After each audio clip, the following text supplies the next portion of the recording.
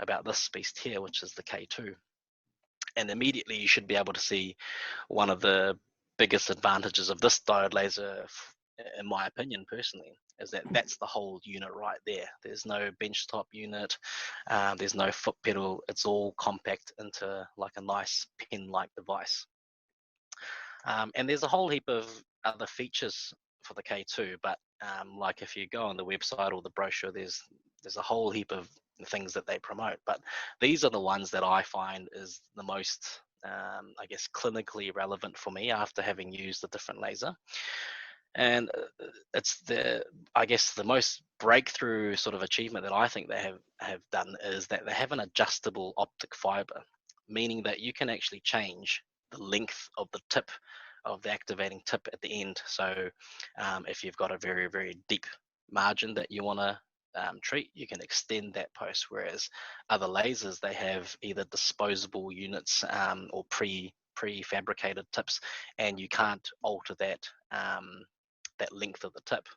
The head is also adjustable like to 90 degrees, and so I find that it's virtually usable in any configuration and angle that you can sort of imagine. And I certainly haven't had any issues accessing certain areas, whereas in the past with the other laser, I found that sometimes it's just there's a limitation as to how I can access the back of a distal 7, for example.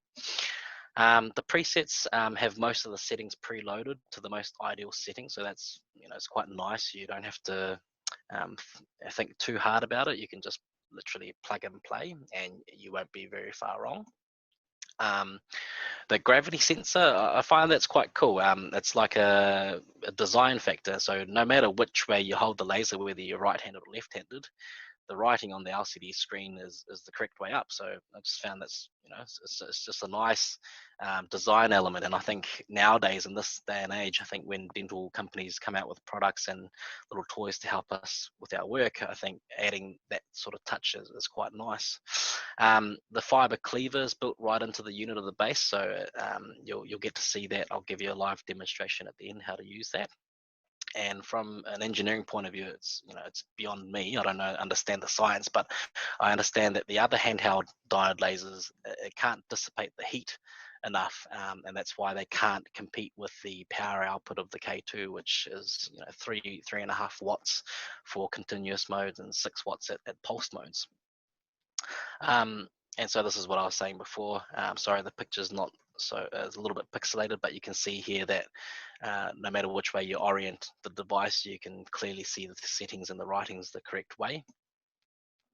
And you can see the versatility of the laser with changing the angulation, and that actually goes to 90 degrees. And you can extend the length of that fiber however long you need it to be.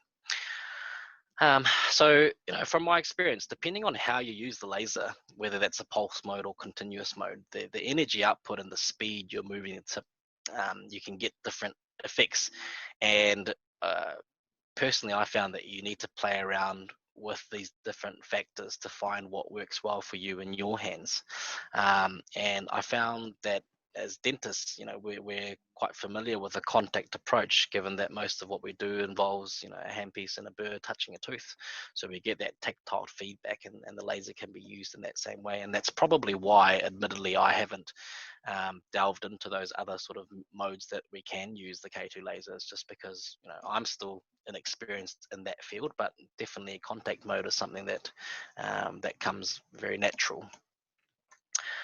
One thing about the tips is that the diode tips, as you can see on the left here, you think that the laser beam fires out directly in a straight line, but it actually diverges 9 degrees either way, or around 20 degrees the total angle.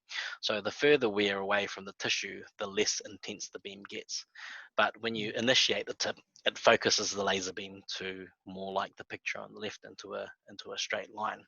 And there's lots of online resources like YouTube videos that show you the demonstration of how to activate the tip, but basically use a piece of cork material or articulating paper, and you're going to singe the end of the material, end of the fiber tip with either the material, and that sort of converts the laser energy into a heat energy, and that's how you get the tip activated right at the end rather than splaying out like a big flashlight.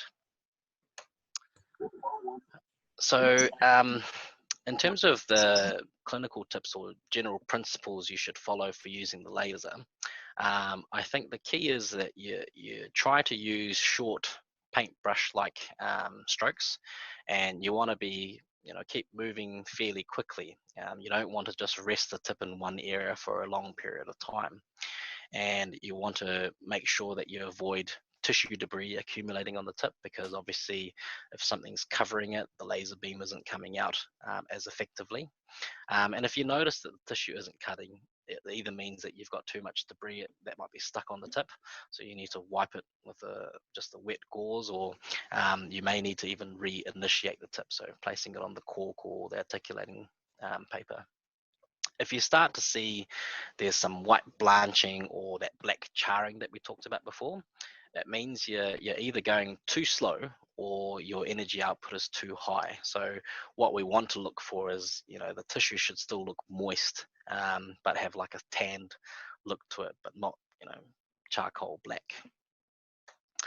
And the cool thing about the K2 laser is that it has a reusable fiber tip. So most other diode lasers, you need to buy disposable tips, so it becomes a little bit more of a hassle in terms of keeping stock of your inventory, taking up storage space.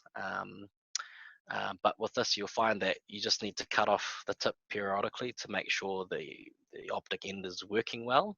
And then when you need to trim it off, you'll see there at the bottom of the unit, there's a built-in cleaving tool at the bottom.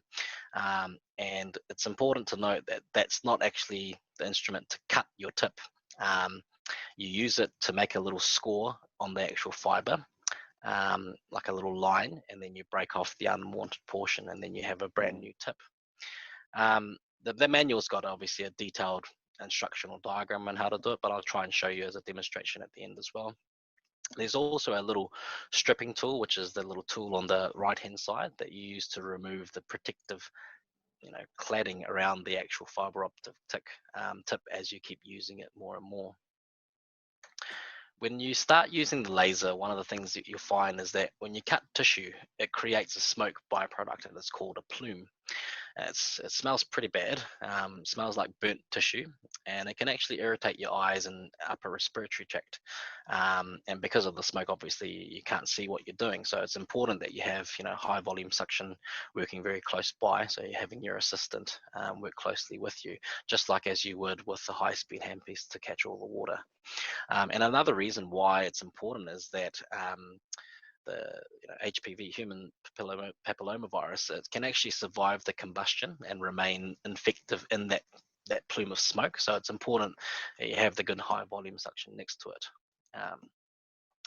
So hopefully you can appreciate that there are possible dangers to you and your patients and your assistant and your support staff when you're using a laser. You need to have the appropriate protective eyewear. And one thing about the eyewears is that each different wavelength, you need a different set of glasses that are protective for that particular wavelength. So if, for example, you're using the K2, which is a 980 nanometer wavelength, but your safety glasses were intended for, let's say, 810 nanometers, then you are going to damage your eyes or your patient's or your assistant's eyes. So make sure that you need to make sure that the correct safety glasses is applied for whatever laser you're using. It's also important to have a sign on your surgery door to make sure that no one accidentally walks in during the surgery if you're using the laser and have inadvertent eye damage. And obviously the safety glasses are all supplied when you purchase the K2. I believe there's 3, so a pair for you and your assistant and one for the patient as well.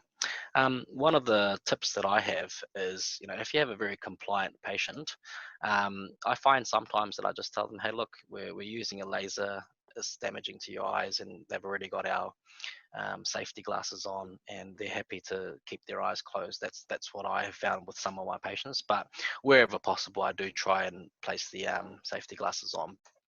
So finally, I thought I'd just show you a few different cases that I've had with my sort of relatively short time using the laser. Like I said right at the start, I do use it mostly for soft tissue work around restorative work. So that's simple restorations or crowns or implants and things, exposures, and also to get hemostasis and sort of an alternative for retraction cord.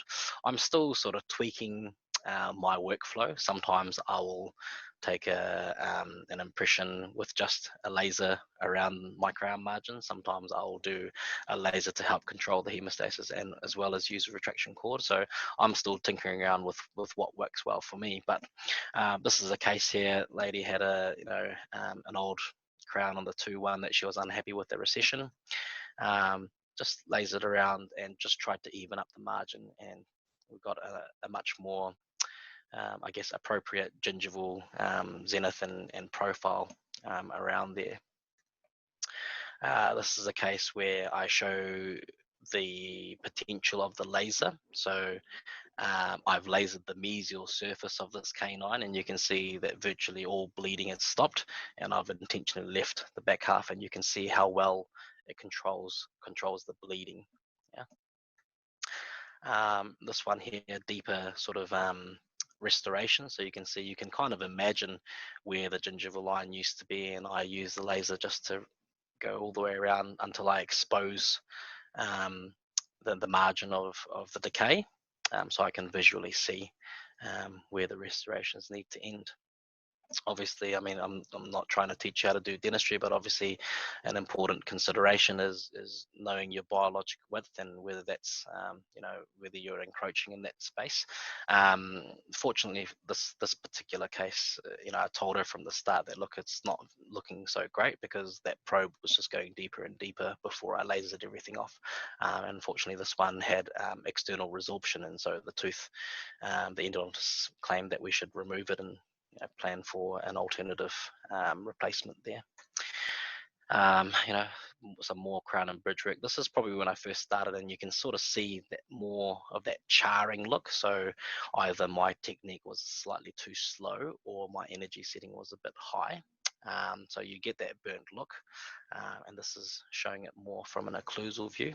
So you can see you actually can get quite a good I guess physical retraction because we're sort of ablating the tissue around. So when we come to impress, you can actually see, or your technician I should say, should be able to see the margin quite clearly. Obviously this is a rough photo that I took mid-surgery, but we obviously clean all that up to get a nice optical impression. Some more deep margins on the upper molar, just to expose the margin to gain a better seal with a matrix band or some sort of unit to help restore the tooth or temporize the tooth. And likewise here, so this is a combination case where she had quite deep caries into proximity, but I couldn't justify breaking that distal marginal ridge, so we've kind of gone for a buccal access, but there was just a lip of tissue that was growing there, so I've lasered that off, but also placed retraction cords. So I'm not going to teach you how to do your dentistry, but you'll find that sometimes laser alone is sufficient for your needs, or sometimes you'll need a combination of both. And likewise, same again, this is actually a very, very deep margin, but a lot of times I use the laser to help me assess whether this tooth is restorable or not. And unfortunately, this one, the fracture was too oblique, and I don't think that we would have been able to seal this well enough. So he's off to get an implant with the surgeon as well. And this is probably the most, I guess, satisfying use of the laser so far, is that this is a root canal treated tooth, but she's obviously shaved off that distobuccal cusp. But I was able to actually expose obviously the margin completely, place Tophomire and a combination of Tophomire and sectional matrices, and we could actually restore this somewhat but she knows that the tooth is not in great shape. But trying to do that conventionally, either with a scalpel or or just a burr, even, you can do that, but trying to control the bleeding is very, very difficult. I'm not sure if you guys have had similar experiences, but I mean, that to me is a very clean surgical field. Once again, probably my setting was a little bit high. I'm starting to see a bit of charring there, but you can see that it has really, really good hemostatic control. This is probably one of the most recent cases that I've done with it. On the left hand side, sorry, the image is a bit cropped, but a little operculectomy towards the distal of those eights, and that's about 6 months post-op. So I didn't have to get a scalpel out for that. I just lasered all the tissues off. I did still have to numb it, although a lot of laser proponents say that the advantage of using lasers is that you don't need local anesthetic, but I don't know, I might be a bit old school or I might be a bit too soft-hearted, but I prefer to have them numb so I can work comfortably without having to worry about the patient's comfort. And you can use the laser for abscess ulcer management, and I mean, we all know that ulcers are self-limiting and they'll get better within a couple of weeks, but doing something like that, this is, I think, a 2-week or 10-day review, and that's healed up quite nicely. And there are some other examples that I don't personally use, but if you're periodontally inclined, there's a lot of research actually about low level laser therapy, and it helps clear up the pathogens in the periodontal pockets, as well as pain management. Well, that's quite an interesting paper, how using a laser actually produced better post-operative pain levels. So I mean, look, the world's your oyster. There's so many different avenues that you can take with your laser, and I'm still a student of the game. I'm still learning, but hopefully you've learned a couple of things that might be helpful for you. So there's my details there. Feel free to send me an email or a text or a call if you have any questions. I've just give you a quick demonstration. I've got my laser unit here with me, so I think there was a group down from Invercargill who had the laser with them. So if you want to follow along, feel free to. But this is how the unit comes in.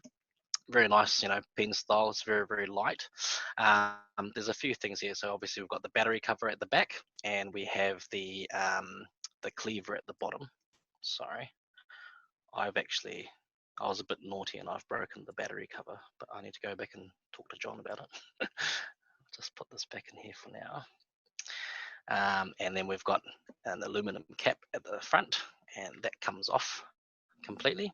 I don't believe this is autoclavable, but I mean, I just don't find the need to. So what I actually use is I've been using a curing light cover as a sort of a protective shield over the top when I'm using it in surgery.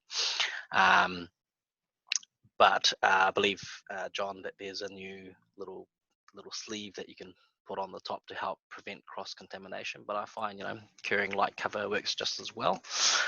When you turn on your unit there, obviously has a nice welcome sign. I'm not sure.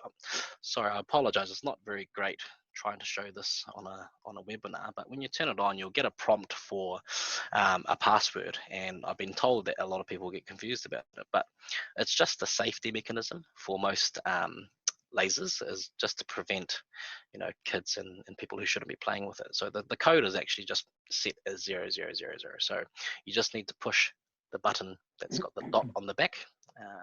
Sorry, I apologize. So this button here, push that 4 times, and then that'll log you into the laser.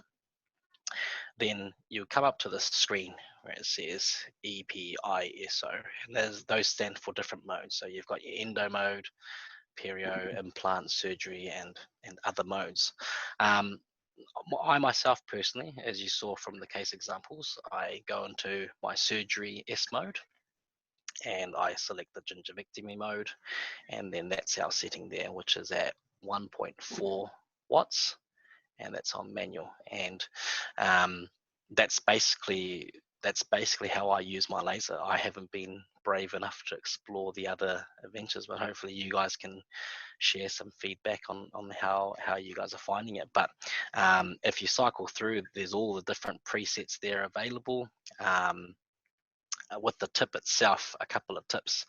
There's a little, obviously a button that slides your fiber optic tip up and down. So how you want to load your tip, sorry, I should talk about that as well. So there's actually two different tips if you look. One is, I believe, 400 microns and the other is 300. The smaller one is used for your endodontic appliances, applications, and the 400 is more for your general surgery type. So they've got a little number on there in case you're wondering how you differentiate, but on the metal barrel, there's a number that'll say 400 or 300. You want to remove the steel cover from the top, and this slider you want to push all the way up to the top, and what you'll notice, it's a little magnetized application, and you just slot it through the gap, sorry, and then it'll just slide on, and there'll be a magnet that holds it in place for you, and then you can withdraw the slider all the way back, and then you place your tip through here like so, and then that now is ready to go with the laser, and you can extend that out as far wide as necessary, like I said, and you can bend this tip to whatever angle. So this is the really cool thing that I like about the laser, is that you have multiple configurations in terms of length and angles, and I think there's no other sort of handheld diode laser that actually, you know, comes close with it. I do apologize, I forgot to bring my stripping tool because I was going to show you how to do the cladding and removing the wire, but essentially what you want to do is, you will not be able to see this, but I haven't actually stripped the protective cladding on this one yet, but the yellow instrument that you saw in the slide, you want to cut off, you know, about 3 or 4 millimeters. And that'll just expose the yellow sort of plastic covering, and then you'll be left with the fiber optic fiber in the middle. And then you want to use your little cleave tool, which is found at the bottom of the unit behind the battery cover. I'll just find that for you. So it comes off at the back here, you lift that up. So this thing here, you're not actually going to use this little sharp tool to just hack away at the fiber optic. You want to put it on a nice flat surface, and you want to just make a nice straight line, and then what you do is you grab it with 2 hands, and you grab the shorter end where you're going to cleave it off, and the other hand, and you just literally snap it like a sprig of pasta, I guess is the best way to describe it. So this tool is not a cutting tool. Some people mistake that, and you can't cut it, or you shouldn't cut it with scissors. That's going to crush the fiber optics and it's going to ruin it. So that's the sort of how to sort of change your tips. I've just had the basic 400 microns and the 300 micron tips since about August, and I haven't had to order any new ones. One of them is starting to get a little bit short now, where even if I push it as far up as you can go, it doesn't actually engage as much. But this other one here, I've still got plenty of fiber optics left there for me to last probably till the end of this year. So if we want to talk about sort of more economics of things, I think these are really fairly cheap. I don't even know how much they are. Maybe Ref or John can chime in, but you know, they're very affordable, and as you can see, they last, you know, quite a long time. One tip that I'll probably suggest, because I'm not doing a lot of non-contact use with my lasers, I use both my general tips as cutting tips, but if you'd like to use them for the various different applications, one good thing probably is to leave one tip initiated and one tip not initiated, and then you can alternate between the 2 fiber optics depending on what you want to use. Because if not, if I initiate this tip and then I suddenly want to use it non-initiated, I have to cleave off a bit and start fresh again to have it non-initiated. So hopefully that makes a bit more sense if you guys start exploring those other options. But I would say probably 70% of the use as a general dentist would be to use it as a contact tip. So that's how I've been using it. But look, there's no right and wrong. if you guys have multiple clinicians like down in Invercargill, you guys could invest in, you know, just a few more tips, and every surgeon can have their own tips and they can handle it the way that they want to. So you know if it's initiated or non-initiated. And like I said, they're the cheapest chips, and compared to sort of competitor brands where they can get quite costly, especially as they are single use, this one is great. You can just keep using it over and over. You just autoclave it. So to take it off at the end, one tip also is to make sure you clean it really, really well, because you'll get tissue debris clogging the end, and then when you try to remove this cap, it doesn't come off cleanly. So making sure you visually inspect it, just use a bit of gauze and scrape off any tissue, and then to remove it, you want to withdraw your fiber optic all the way back, lift off the cover, extend this all the way out again, and you'll see that the little metal portion gets exposed, and you want to grab it by that point and pull out, not by the fiber optic, because this can break quite easily. So grab it by there, and it's a light pull for the magnet. This gets autoclaved in your normal 134 cycle, and the rest of this can just be wiped down with a bit of light, either alcohol or whatever sort of clinical wipes that you're using. Any questions, Kelvin and Toothworth? Just wondering about the extraction socket. Do you use the laser to achieve hemostasis that way? No, I mean, I'm still pretty, you know, I'm a youngish dentist, but I'm pretty old school. I haven't used it, but I can see the application of it. If I'm being very honest, I think that I just don't know what the clinical implications would be, whether you have a huge advantage. I mean, good old gauze in a couple of minutes is probably going to take you the same amount of time to, you know, get hemostasis of an extraction socket. That's sort of my opinion, but I think there's probably going to be quite a few good advantages of using it, in terms of, like I said, there's plenty of studies out there that show that the use of laser reduces post-operative pain and swelling. So yeah, I mean, I personally haven't, but I wouldn't rule out that you can't do that. And if it works well for you, then great. Feel free to share back and teach me how how you guys implement it. Another question: have you used it to help people with cold sores at all?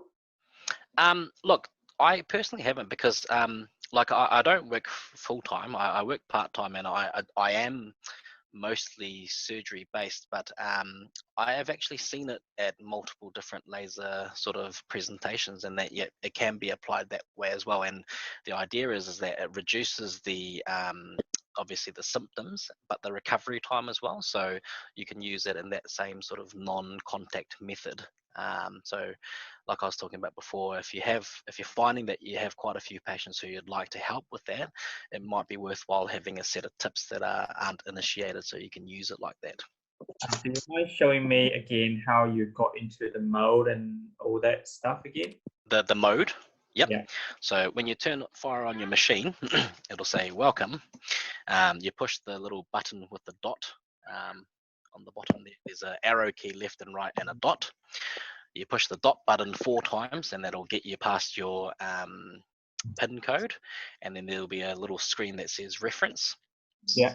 You just want to push the circle button again, And then you got EPISO. That's your different modes. So you push the circular button again, and then the E will be highlighted. Yeah. So that if you want to enter that menu, you push the circle button again. But if you want to go across to the side, that's when you use the arrows.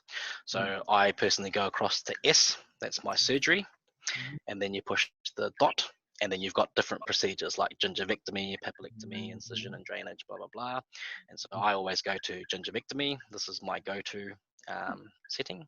Push the circular button again, that's like the set button, and then you've got your standard and gentle mode. So standard is more of like a continuous mode, and gentle is like a pulse. I find continuous, I don't know, it just works well for me, and I haven't felt the need to change, so I click on standard. That's ready to go, but what you'll notice is you actually have to push down the circular button, and then the front part here lights up. That means that the laser is ready to go. Right. Oh, okay. Yeah, so, and when you're done with that, you just push the circular dot again and then the light turns off. So if you, I'll try and show that on the screen. If I hold down the circular button, that's ready to go. Once you've finished your lasering, push it again and it turns off. So once you've primed it, this is ready to go. This button here is what actually dissipates the energy of the laser, this little circular button here. So you use it like a pen and you push down on this button and you do your lasering and then you push the circular button and that uncharges it. Cool. Yeah, and yeah, you know, feel free to have a look around because there's lots of cool little, well, I'm sorry, John and Raf, but a few gimmicky things that I haven't had chance to explore. But I think, you know, if you know, like technology, I think if used well, it's probably comes in quite handy. But I just haven't felt the need to use it yet. But there's automatic emission mode, so if you're having to laser off a whole, you know, I don't know, 6 to 6 or something, it can get quite tiring holding your finger down. But there's an automatic emission mode where it's just constantly firing and you don't have to hold anything and you can just hold the laser and it does everything. But my usage is fairly short around a particular tooth, so I haven't found the need for that yet. But you know, feel free to explore around. And then also once you're in there, I'll just go back to the setting for you. So if we go back into this and you want to say, for example, change the power outage during it, when you've got that setting on, you just tap the circular button once and then the power 1.4 watt is blinking